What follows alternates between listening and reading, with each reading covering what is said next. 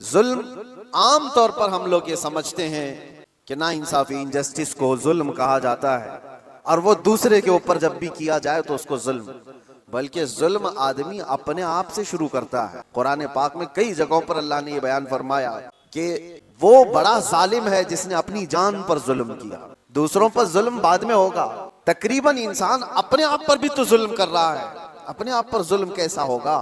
اپنے آپ پر ظلم کیسے؟ اپنے آپ پر ظلم یہ ہے، ظلم کی تعریف جو ڈیفینیشن ہے وہ یہ ہے وضع الشیء علی غیر محلہ، کسی بھی چیز کو اس کی اصلی جگہ سے ہٹا کر رکھ دینا۔ ٹوپی کو اگر کوئی پاؤں میں پہنے تو اس کی جگہ تو نہیں ہے، چپل کو کوئی سروں پر رکھ رہا ہے تو اس کی جگہ تو نہیں ہے، یہ ظلم ہے۔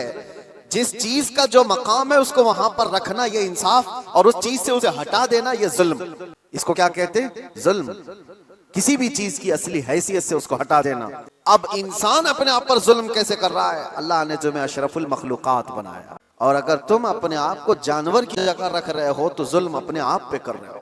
سب سے پہلے تم اپنے آپ پر ظلم کر رہے ہو، تم جانور نہیں، تم غلاظت نہیں کھاتے، تم ماں بہنوں کے ساتھ زنا نہیں کرتے، اشرف المخلوقات بنائے گئے ہو۔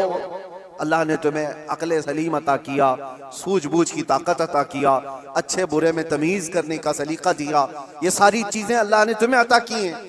اگر ان کا استعمال نہ کرتے ہوئے انسان اپنے آپ کو غلاظت میں ڈالتا ہے تو گویا کہ وہ ظلم اپنے آپ پر کر رہا ہے۔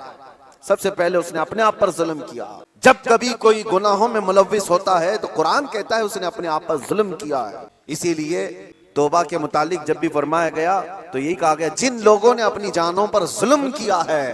اپنی جانوں پر ظلم کرنا آپ کو لگتا ہوگا حیرت کی بات ہے، کوئی آدمی اپنے آپ پر کیسے ظلم کرے گا؟